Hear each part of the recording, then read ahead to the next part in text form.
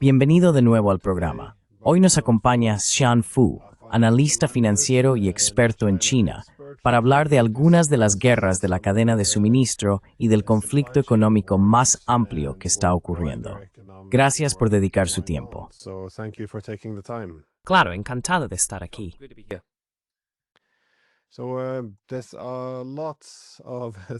Así que están ocurriendo muchas cosas en la actual guerra económica.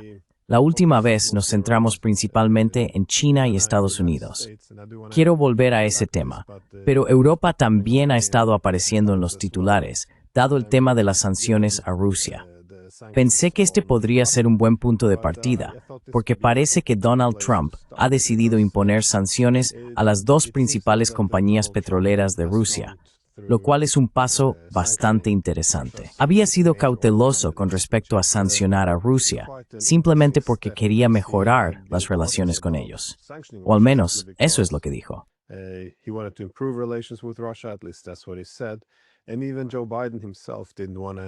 Ni siquiera el propio Joe Biden quería sancionar a estas compañías petroleras rusas, no por buena voluntad, sino porque si sancionas a las compañías petroleras, el precio del petróleo sube, y las pérdidas de exportación que sufran los rusos se compensarían con precios más altos.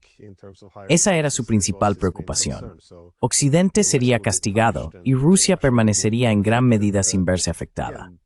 Aún así, no se debe restar importancia a la gravedad de esta sanción. Así que quería preguntarte, ¿cómo evalúas las consecuencias de esto? Porque se trata principalmente de sanciones secundarias, sanciones a China, India y otros por seguir comprando petróleo a Rusia, lo cual más o menos están obligados a hacer. ¿Es correcto?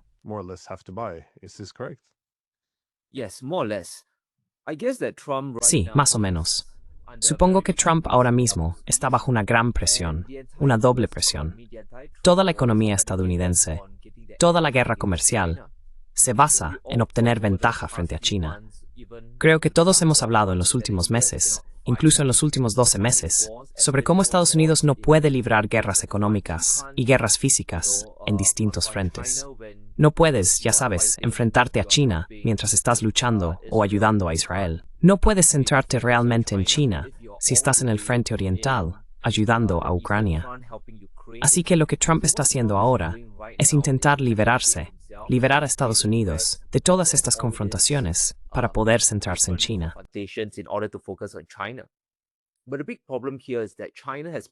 Pero el gran problema aquí es que China ha jugado varias cartas que han sorprendido a la administración en los últimos meses. Creo que se han jugado 3 cartas importantes.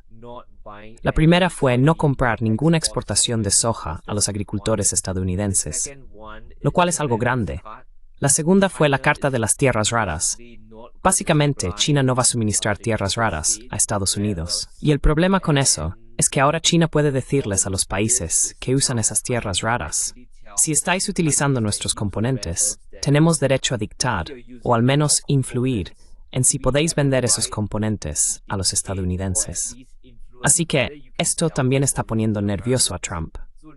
Y por otro lado, China ha reducido sus importaciones de energía estadounidense hasta llegar a 0.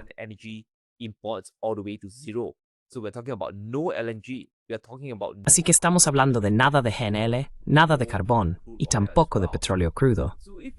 Si observamos las sanciones a Rusia desde una perspectiva puramente económica, hay una agenda a corto plazo y otra a largo plazo. Ahora bien, si logras coaccionar al mundo para que deje de comprarle petróleo a Putin, es evidente cuáles serán los efectos para Estados Unidos. Los precios del petróleo suben, como ocurrió, alrededor de un 7%. Y esto en realidad ayudó a frenar la caída de los precios del petróleo cuando los productores estadounidenses estaban sufriendo, ¿verdad? China no les compra. Sus costes de producción son muy altos. Así que Trump, en efecto, también está intentando salvar a los productores de petróleo estadounidenses.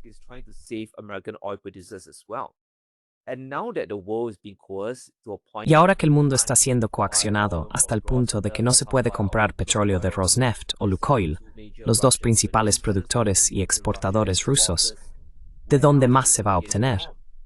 En este momento, los europeos no tienen otra opción que conseguirlo de Estados Unidos. E incluso hay rumores de que la India también está reduciendo el suministro. Así que esto es, en parte, una maniobra para salvar a la industria petrolera estadounidense, para permitir que Trump exporte más energía estadounidense al mundo. Ahora bien, eso es a corto plazo. Si miramos la agenda a más largo plazo, Trump quiere que la guerra con Rusia termine, aunque no precisamente por altruismo.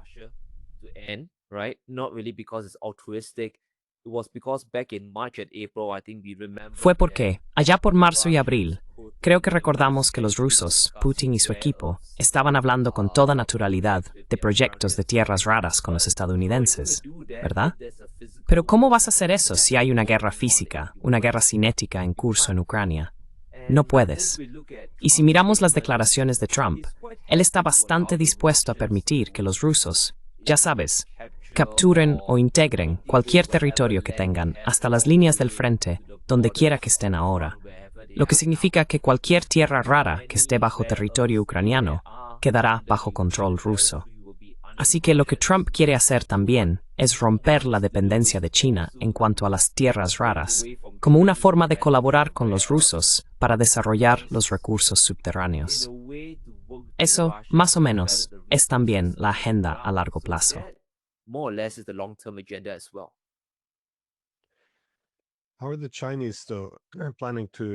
¿Cómo planean los chinos adaptarse a esto? Porque hay algunos problemas, especialmente con el gas. Dado que existen gasoductos y oleoductos, va a ser muy difícil para los policías del mundo supervisar parte de este comercio. Con la India será más fácil, por supuesto, ya que los rusos utilizan barcos.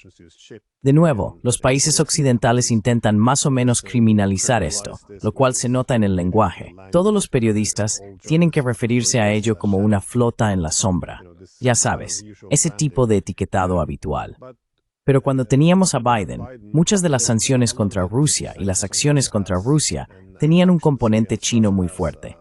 Bajo la administración Biden, todos esos altos funcionarios explicaban con regularidad por qué esta era una guerra brillante. Por ejemplo, Keith Kellogg fue muy claro al decir que esta era una guerra brillante.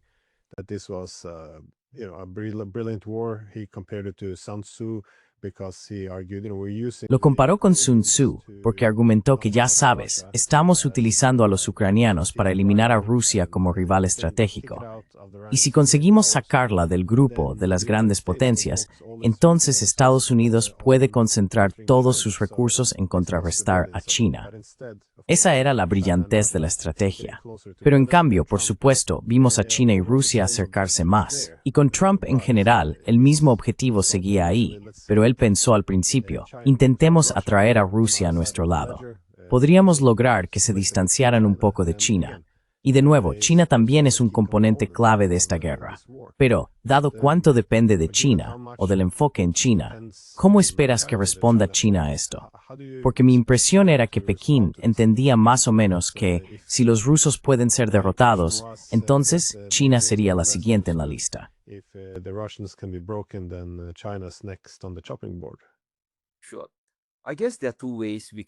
Claro.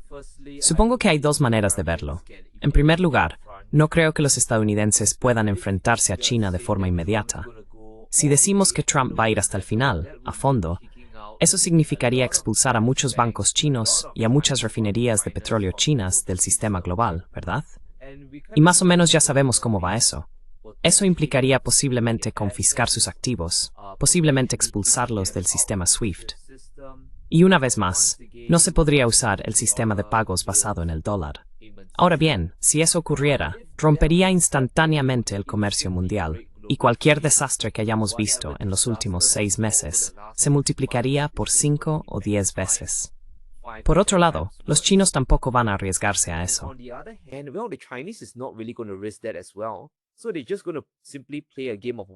Así que van a jugar al golpea al topo con los estadounidenses, con Trump, del mismo modo que lo hicieron durante los últimos 2 o 3 años con la administración Biden. Ahora bien, la cuestión es que están intentando apuntar a 2 compañías petroleras concretas, ¿verdad? Rosneft y Lukoil. ¿Qué les impide crear intermediarios donde Lukoil y Rosneft puedan vender su carga a una empresa y esa empresa la venda al resto de Asia y también a China? siempre pueden abrir sus propias filiales intermediarias o empresas fantasma para mover los volúmenes rusos. Así que, a menos que la administración Trump opte por un embargo económico total o una confrontación con toda la economía china, todo esto puede eludirse.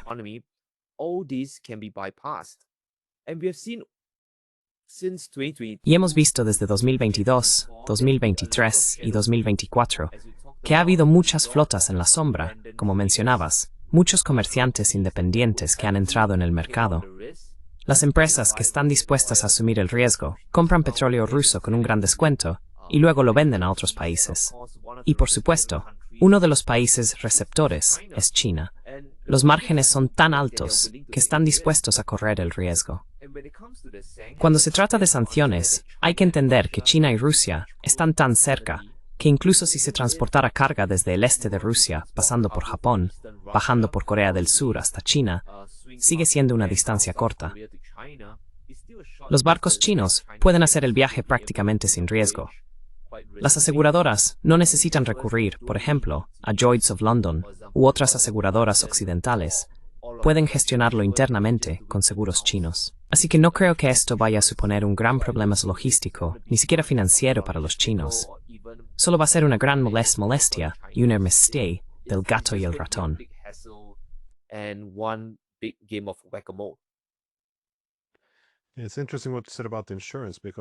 Es interesante lo que dijiste sobre los seguros, porque en esta guerra económica sigue extendiéndose, ramificándose. Es decir, si no puedes usar los puertos occidentales, usa otros puertos. Si no puedes usar una moneda, si no puedes usar los bancos, poco a poco, todo esto está creando incentivos para construir una nueva arquitectura económica. Y los seguros son, por supuesto, el nuevo elemento, porque Occidente, especialmente los británicos, han monopolizado casi por completo este ámbito. Pero ahora, por necesidad, también hay diversificación aquí. El petróleo, sin embargo, es interesante, porque si hay dinero que ganar, siempre hay una forma de eludir las restricciones.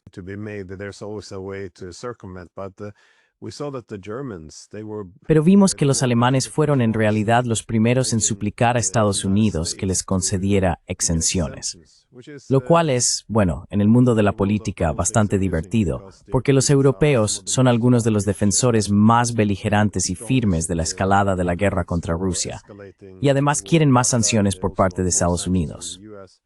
Por supuesto, una vez que Estados Unidos sanciona el petróleo ruso, Alemania descubre que algunas de sus mayores refinerías son en realidad de propiedad rusa, en su propio territorio. Y eso es muy problemático. Sí. Entonces, ¿crees que los europeos se librarán? Porque como dijiste, el aumento de los precios del petróleo podría beneficiar a los productores estadounidenses, pero los europeos, ellos son consumidores, compradores, van a salir muy perjudicados por esto.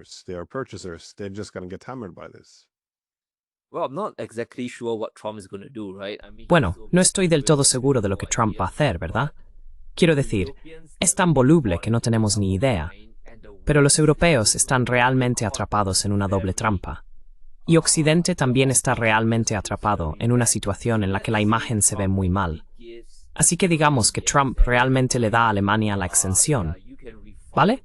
Sí, podéis refinar el petróleo que queráis en las refinerías de Rosneft, y no os castigaremos. El resto del mundo puede seguir comprándoos, y otras empresas alemanas o de la UL pueden seguir obteniendo productos petrolíferos, gasolina, queroseno, materias primas para plásticos y para fertilizantes. ¿Pero qué hace eso? En esencia, dice que hay dos libros de reglas en el mundo.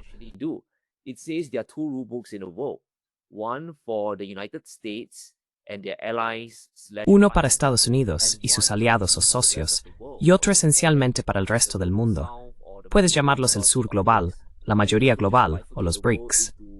Y esto solo dividirá el mundo en bloques más grandes. Porque si intentas imponer este tipo de castigo global, tiene que ser global. Debe aplicarse sin importar de qué país se trate, ya sea Alemania, Zimbabue, Tailandia o China. Tiene que tener una base verdaderamente global. Pero si lo haces de una manera tan autoritaria, en la que el resto del mundo es castigado, excepto tus aliados, entonces realmente confunde a todos.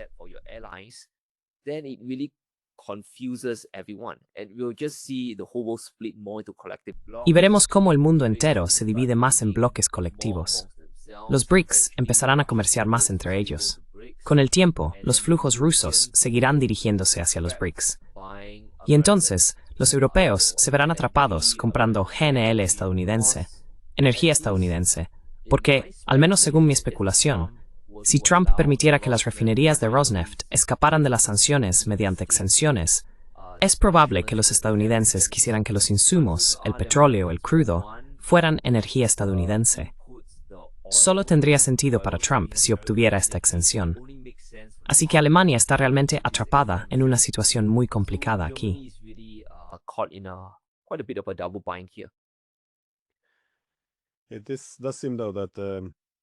Parece, sin embargo, que la estrategia geoeconómica de los estadounidenses podría consistir en que los países que se subordinan o se someten, es decir, que hacen lo que se les dice, reciban un conjunto de reglas, y los países que no lo hagan, otro distinto. Sí, una forma de restaurar el imperio estadounidense. Pero para los europeos, esta es una situación bastante terrible, no solo con los rusos, sino también con los chinos. Porque si estás en Estados Unidos, parece que lo que quieres hacer es construir tus bloques geoeconómicos, es decir, obtener la lealtad total de tus vasallos y asegurarte de que se desconecten de tu rival, que es China. Y en este momento, nadie es realmente más obediente que los europeos.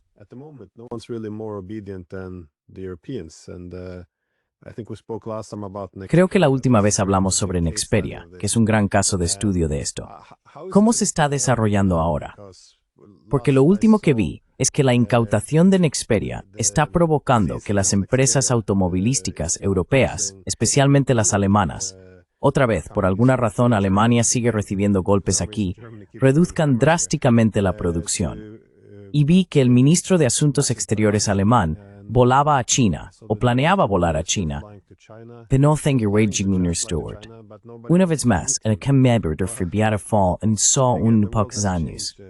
¿Cómo estás, el grow Ridgestruth?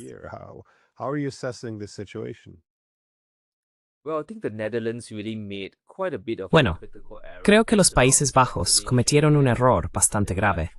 Hay mucha especulación de que el ministro neerlandés actuó por su cuenta. Es decir, el gobierno neerlandés actuó de forma independiente. Pero tenemos otros informes, como ya sabes, creo que fue el Wall Street Journal, que dicen que quizá los estadounidenses tuvieron algo que ver, ¿no? Así que no lo sabemos.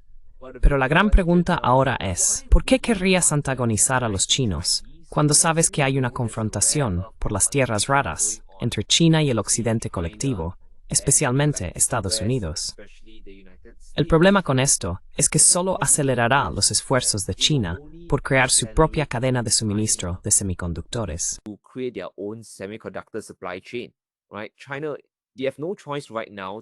China no tiene otra opción en este momento que fabricar todo internamente. Una de las principales razones por las que China invirtió en Nexperia y comenzó a producir chips en los Países Bajos es por todas las máquinas de litografía avanzadas a las que realmente se puede acceder allí, y porque el ecosistema de chips en los Países Bajos también es bastante bueno. Pero el problema es que, si de repente se empieza a tomar el control de empresas chinas, China se enfrenta ahora a la posibilidad de quedar aislada del suministro de chips desde los Países Bajos hasta China, ya que los chips se envían allí para ser terminados y reenvasados antes de distribuirse al resto del mercado chino.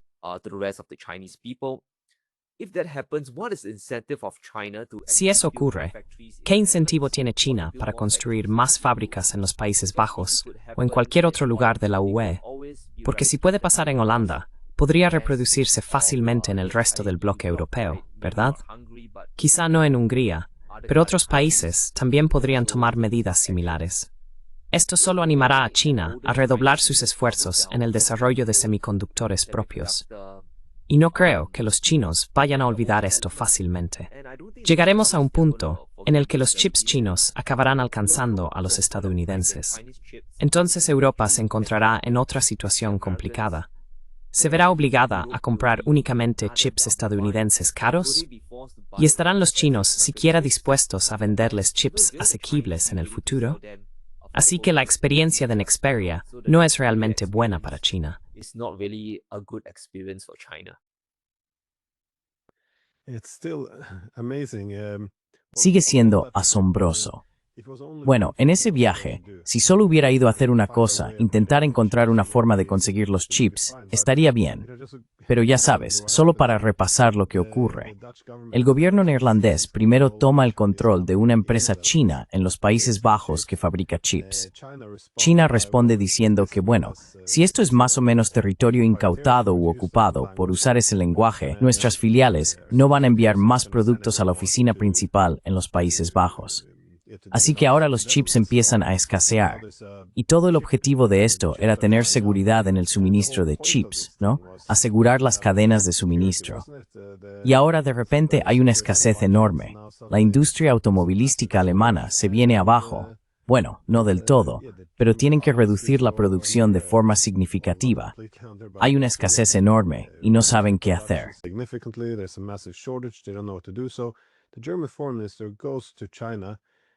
Así que el ministro de Asuntos Exteriores alemán va a China. Y en su agenda no solo está intentar arreglar esto, lo que implicaría hacerlo mediante concesiones chinas, porque en mi opinión debería haberse subido a un avión rumbo a los Países Bajos y haber revertido parte de esto, pero no lo hizo. También está previsto decirles a los chinos que deberían dejar de comerciar con Rusia. Y, bueno, es como una lista de exigencias. No parece que comprendan del todo cómo el cambio de poder ha, supongo, transformado su relación aquí. Cuesta creer que esto sea realmente cierto, pero parece haber algo de pensamiento delirante en todo esto. Y también en Estados Unidos. ¿Cómo interpretas el desarrollo económico o la formación de burbujas? Las inversiones que tenemos en distintas inteligencias artificiales que no están rindiendo como se esperaba. ¿Ves que Estados Unidos también se esté metiendo en serios problemas aquí?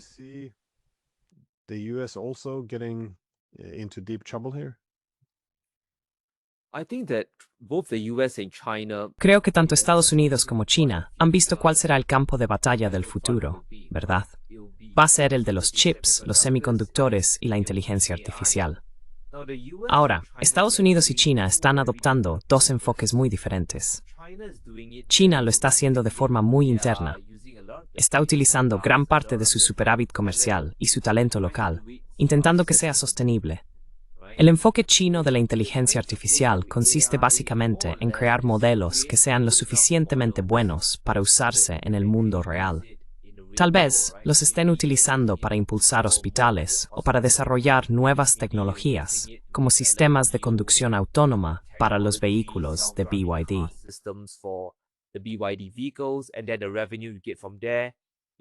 Y luego los ingresos que obtienes de ahí empiezan a reinvertirse en la IA, así que es como un negocio autosostenible.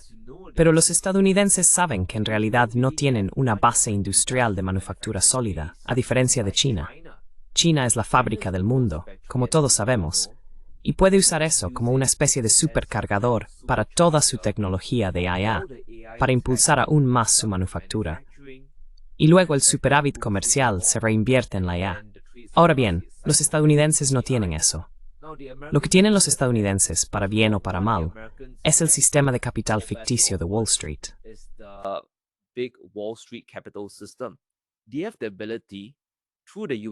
Tienen la capacidad, gracias al dólar estadounidense y a la profundidad de sus mercados de capital, de decirle al mundo entero que invierta en Estados Unidos, que invierta en la IA estadounidense. Y por eso, hace unos meses, quizá en marzo o abril, Trump presentó este gran proyecto llamado Stargate, $500,000 millones invertidos en la IA estadounidense. Por eso estamos viendo que muchas de estas empresas, como OpenAI, invierten en Oracle, y Oracle, a su vez, invierte en Nvidia.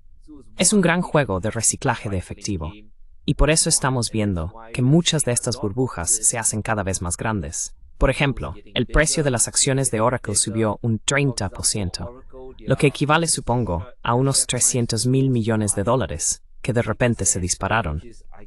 Pero cuando se miran los detalles, se ve que su cliente, OpenAI, lo está impulsando a través de mucha deuda.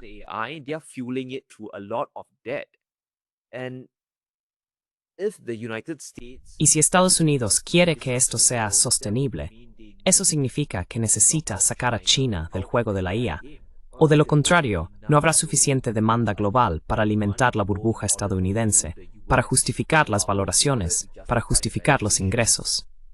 Así que si observamos todo el juego de Estados Unidos contra China en lo que respecta a la IA, están funcionando a pleno rendimiento. Por eso tenemos las restricciones a los semiconductores de IA. Y también por eso China intenta responder sin negarle a Nvidia sus ingresos procedentes de China. Y es otra gran razón por la que Trump intenta desesperadamente bajar los tipos de interés. Quiere que todo el sistema estadounidense, las empresas americanas, las grandes tecnológicas de Estados Unidos, tenga suficiente dinero para endeudarse y seguir alimentando el sistema. Así que es una gran apuesta. Y tal como están las cosas, ahora mismo es un poco como lanzar una moneda al aire. That's right. It's a bit of a coin flip right now. I remember under the Obama administration when Recuerdo que durante la administración de Obama, durante la crisis financiera global, él quería decidir a quién rescatar. Hubo una gran protesta, especialmente entre los republicanos, de que no era función del gobierno decidir qué empresas se mantenían a flote y cuáles colapsaban. Pero con Trump, esto ha llegado a otro nivel. El gobierno de Estados Unidos se está convirtiendo ahora en copropietario de estas empresas de chips. Y esto es, ya sabes, desde la experiencia estadounidense, algo bastante singular. ¿Ves todo esto como un reflejo de la desesperación en Estados Unidos? Porque como dijiste, si muchos de estos programas de IA se están construyendo ahora sobre pérdidas, no se sostienen por sí mismos, todo está en peligro.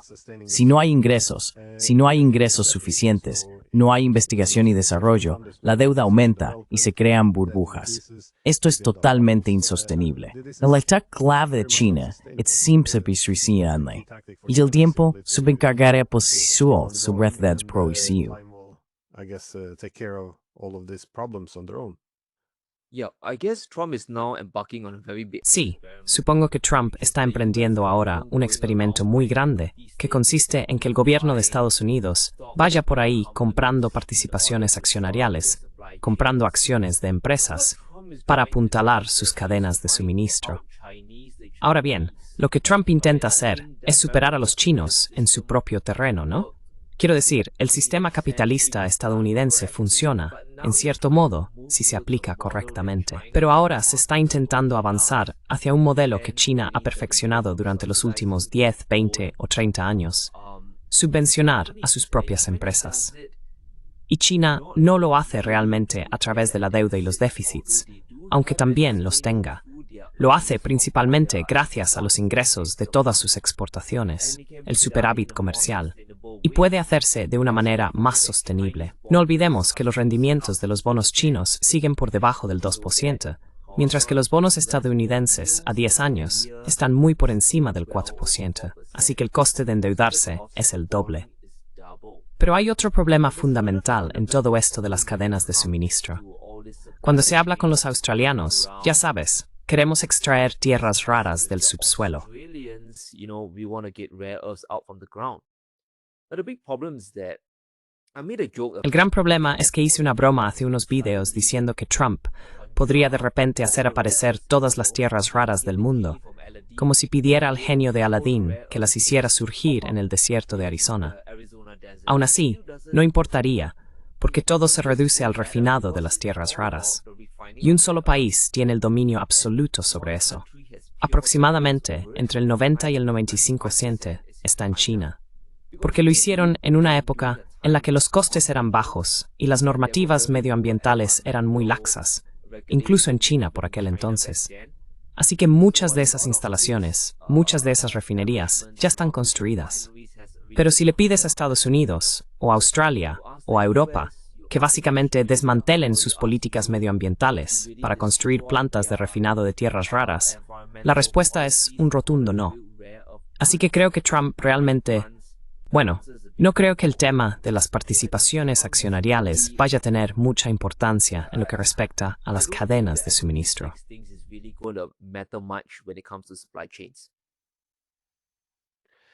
I want to ask about Quiero preguntar cómo podría responder China a esta incautación de fondos soberanos rusos, porque desde que esta guerra por poderes contra Rusia se desencadenó en 2014, ha habido un esfuerzo por mantener el control de la escalada, es decir, escalar cuando sea necesario y desescalar cuando se requiera, con el fin de desgastar gradualmente a los rusos de sus recursos, tanto en sangre como en tesoro. Pero hemos llegado a un punto muy crítico ahora. La guerra no está yendo como la OTAN esperaba. Las líneas del frente se están derrumbando, los europeos están perdiendo mucho dinero y ya no hay más financiación para la guerra. Así que parece que, dado lo que está ocurriendo en el frente, hay una enorme presión ahora para que los europeos encuentren nuevos fondos, porque no pueden sacarlos de sus presupuestos nacionales.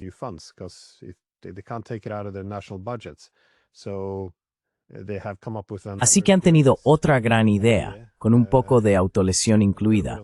Pero bueno, legalicemos el robo de los fondos soberanos de Rusia, algo que ni siquiera se hizo durante la Segunda Guerra Mundial. ¿Sabes? Y aquí está el plan.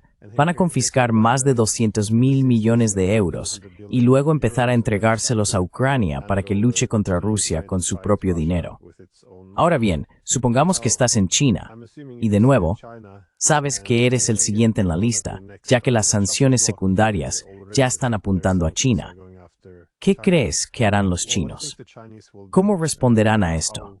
Porque esto es, ya sabes, lo de Nexperia trataba de incautar empresas tecnológicas, pero confiscar la financiación, el dinero, los fondos soberanos, esto es, no creo que la gente aprecie lo radical que es.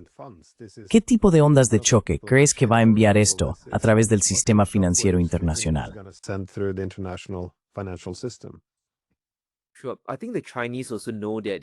Claro. Creo que los chinos también saben que están en una situación un poco complicada. China ha estado desdolarizándose, han estado vendiendo sus bonos del tesoro, pero si miramos las cifras oficiales, todavía tienen una enorme cantidad de activos chinos. Si incluimos a Hong Kong, junto con la China continental, aún poseen más de $1 billón en bonos del tesoro de Estados Unidos. Es muchísimo dinero, al menos 3 veces más de lo que perdieron los rusos. Y cuando se trata de confiscación, bueno, siempre se puede argumentar que quizá China esté dispuesta a renunciar a $1 billón para quebrar el sistema estadounidense. Pero a corto plazo, $1 billón sigue siendo muchísimo dinero. Supongamos, por ejemplo, que Washington lo confiscara. Siempre podría canalizarse hacia la tecnología de IA estadounidense o hacia otras partes del sistema americano para subvencionar la economía.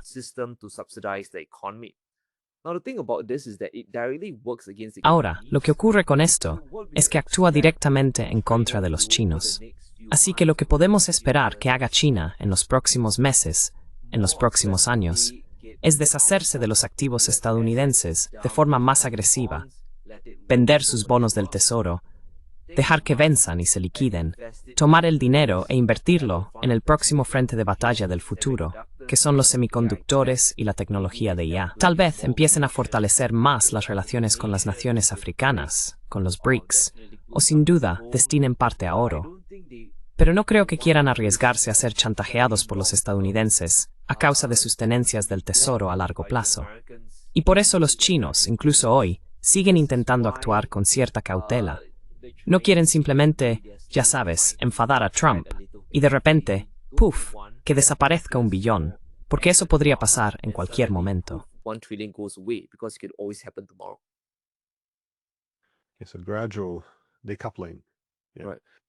Es un desacoplamiento gradual. Bueno, supongo que otro desafío en el dilema chino es que, por un lado, necesitan tomar represalias en la guerra económica, imponer ciertos costes y presionar a los estadounidenses para que reviertan algunas de sus decisiones. Por otro lado, si China se involucra demasiado en este conflicto, en las represalias, especialmente restringiendo las tierras raras, podría ser vista por otras partes del mundo como un actor económico poco fiable o movido por motivos políticos. Al menos, eso es lo que la Unión Europea parece intentar promover cada vez que China responde a alguna de las sanciones de Estados Unidos. The Europeans are saying, "Oh, Los look, europeos we dicen, are oh mirad, los weaponizing chinos están supply convirtiendo chains las cadenas de to suministro provide en un more, arma. No son fiables.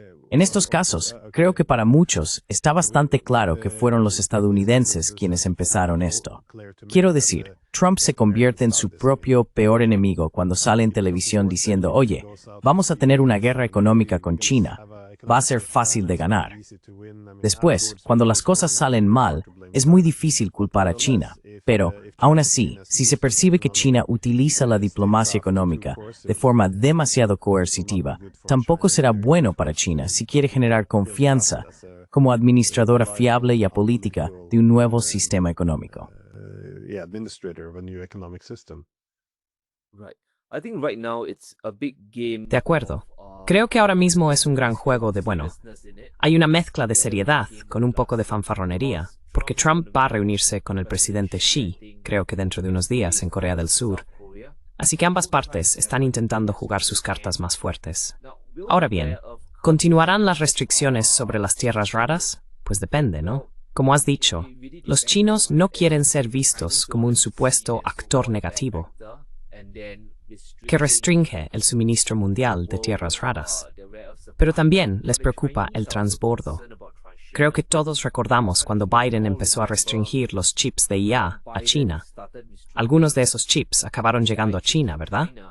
Quizá a través de terceros países, quizá mediante intermediarios, pero las sanciones siempre pueden eludirse. Así que si China impone este tipo de sanción o restricción sobre las tierras raras a los países occidentales, parte de ello también se eludirá de forma natural. Some of it will naturally get bypassed as well. So China can't just say, oh, we'll supply the European. Así que China no puede simplemente decir, oh, vamos a suministrar a los europeos, vamos a suministrar al resto del mundo, solo vamos a excluir a Estados Unidos. Porque lo más probable es que Estados Unidos también intente obtener suministros de la UE como puede.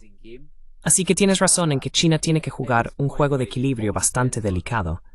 En este punto, todo depende de cómo Trump vaya a escalar las cosas.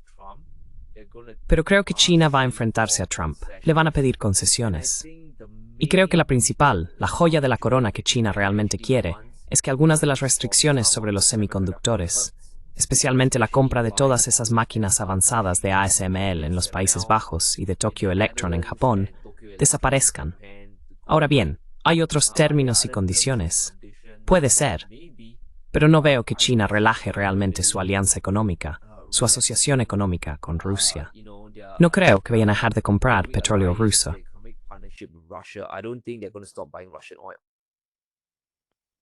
No, it seems unlikely.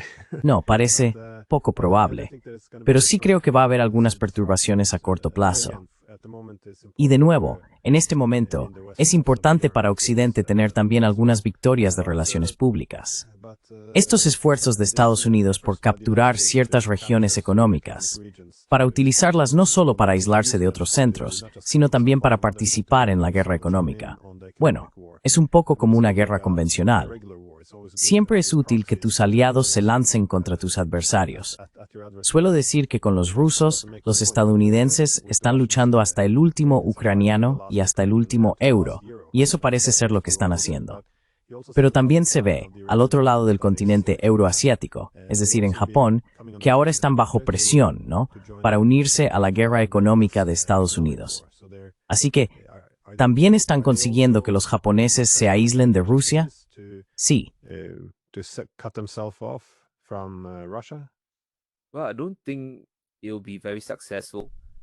Bueno, no creo que vaya a tener mucho éxito. Creo que Glenn Deason, en realidad, habló con los japoneses e intentó animarlos a cortar el suministro de petróleo ruso.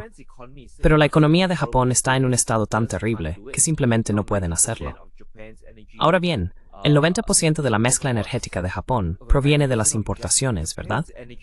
No son autosuficientes en energía, y gran parte de ella proviene de Rusia, en lo que respecta al GNL. El problema para Japón es que si realmente hacen caso a los estadounidenses, se condenarán a sí mismos a largo plazo. Right now, I suspect that the Japanese, they're just playing a Ahora mismo, sospecho que los japoneses simplemente están jugando a un juego de espera muy largo. nightmare to just Esperan que la pesadilla de Trump desaparezca después de 3 o 4 años y que quizá todos los aranceles se esfumen mágicamente para que las industrias japonesas puedan respirar un poco. Pero si Japón siguiera a los estadounidenses, el resultado sería bastante inesperado, incluso predecible. Muchas industrias japonesas no podrían competir, especialmente en Asia, donde China las está superando en todas las cadenas de suministro. En lo que respecta a industrias clave como los vehículos eléctricos, Japón simplemente no puede competir. industries like EVs, Japan just can't compete. So the only markets left is markets Así que los únicos mercados que quedan son los que excluyen a China, y con toda probabilidad serán los estadounidenses. Y sabemos lo que quiere Trump, que construyas tus fábricas en Estados Unidos. Así que, si esto continúa durante un periodo prolongado y el corte del petróleo ruso acelera el dolor, las industrias japonesas no tendrán más remedio que trasladarse completamente a Occidente, a Estados Unidos, para sobrevivir. Esto podría, de hecho, provocar una considerable desindustrialización en Japón, al estilo de Alemania. No creo que Japón quiera realmente seguir ese camino, pero nunca se sabe, ¿verdad? Nunca se sabe. that route, but you never know, right? You just never know. So, yeah, America's frontline states. Así que, sí, los estados de primera línea de Estados Unidos, por usar ese término, no lo están haciendo muy bien.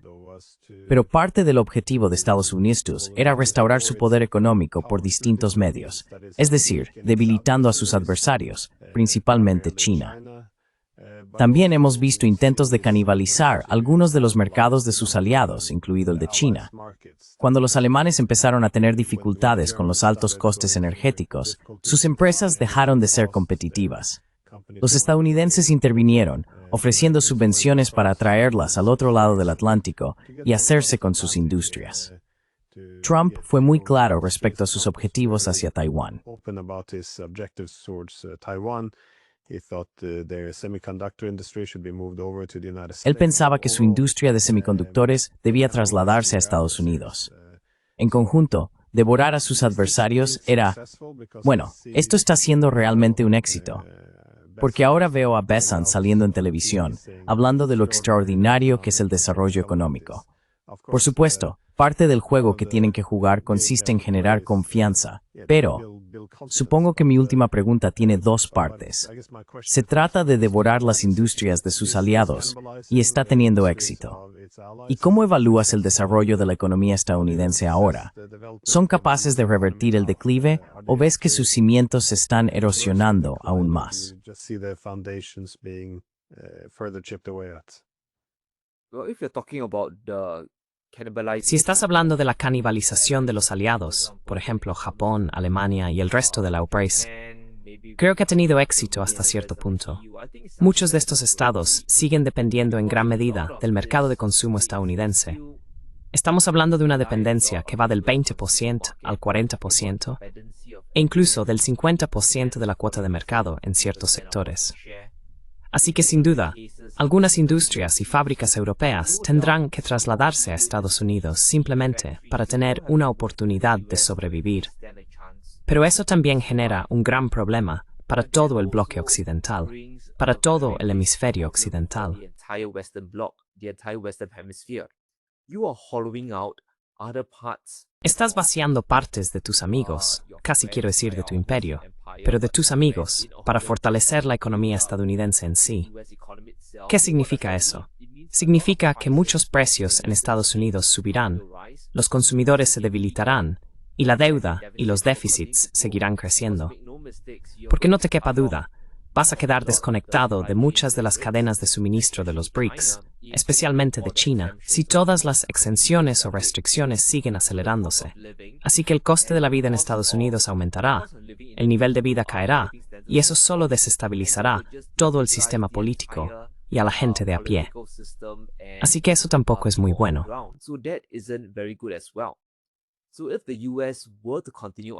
Así que, si Estados Unidos continúa por este camino, toda la economía estará aún más sumida en la deuda y los déficits. Se puede aplazar el problema unas cuantas décadas más, o una década como mucho, pero entonces el auge y la caída serán aún peores. Y cuando llegue esa caída, se concentrará principalmente en Occidente, porque ahora tenemos un mundo bifurcado y todo está menos conectado.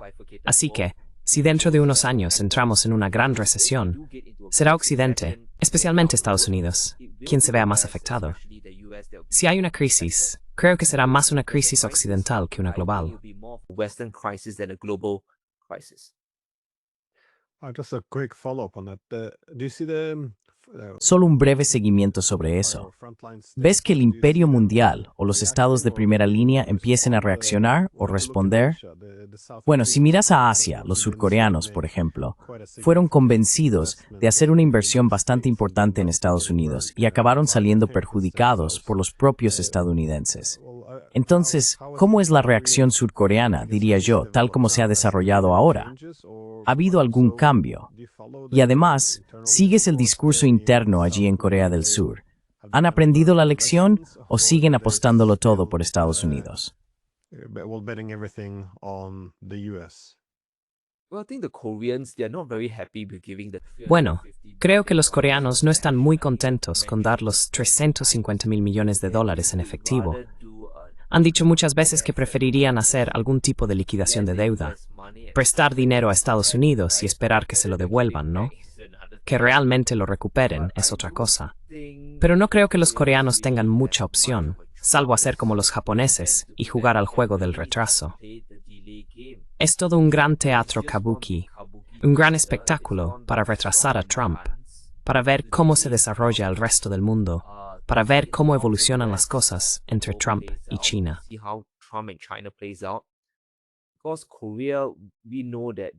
Porque Corea, como sabemos, vende muchos chips, muchas exportaciones tecnológicas a Estados Unidos, y realmente no quiere verse afectada por enormes aranceles. Al mismo tiempo, Trump ya ha dicho que quiere que muchos fabricantes de chips, muchas empresas de semiconductores, se trasladen a Estados Unidos. Y Corea del Sur no quiere sufrir eso, ya se le llame indignación o tragedia. No sería bueno para la economía. Así que creo que Corea del Sur, al igual que Japón, está esencialmente atrapada. La mejor manera de avanzar es simplemente hacer un elaborado número de gestos y esperar que quizá Estados Unidos se dé cuenta de que la guerra comercial, en realidad, está fracasando.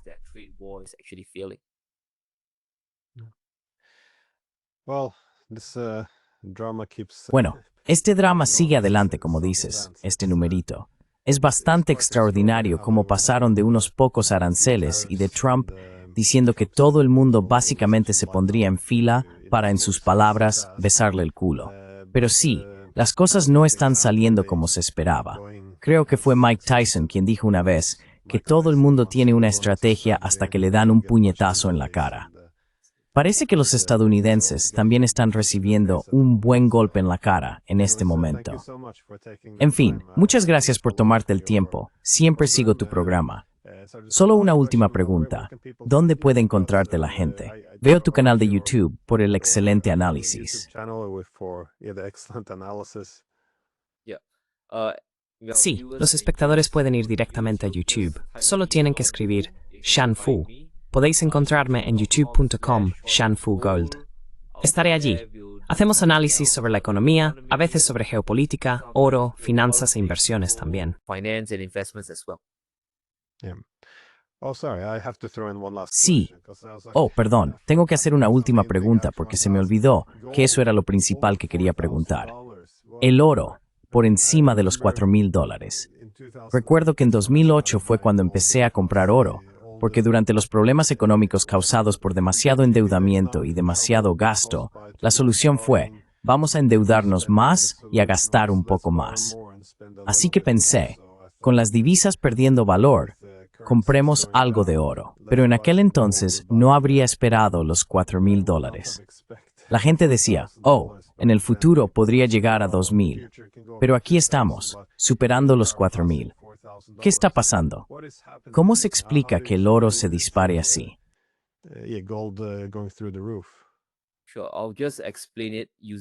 Claro, lo explicaré con un último ejemplo, y es muy bueno, ¿verdad?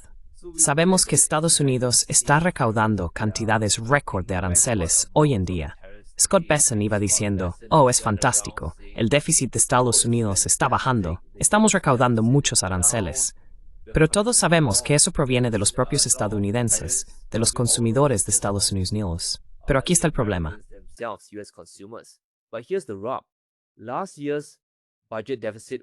El déficit presupuestario del año pasado fue de 1,8 billones de dólares, ¿verdad? Este año sigue siendo de 1,8 billones. Y eso a pesar de los aranceles récord, a pesar de las recaudaciones récord de todos los consumidores estadounidenses. ¿Qué significa eso? Significa que la parte del gasto ha aumentado y también los intereses de la deuda, que ahora ascienden a $1 billón al año. Así que piénsalo. Aunque la guerra de aranceles continúa, el gasto de Estados Unidos sigue aumentando. Y si por algún milagro la guerra de aranceles desapareciera, de repente se perdería una gran cantidad de ingresos. Pero los intereses de la deuda, el gasto, todas las prestaciones, discrecionales, obligatorias, siguen subiendo. Así que ahora hay una afluencia aún mayor de dinero persiguiendo menos activos, ya sean acciones o el oro. Así que, si hablamos solo del oro, nunca mejor dicho, el futuro parece bastante prometedor.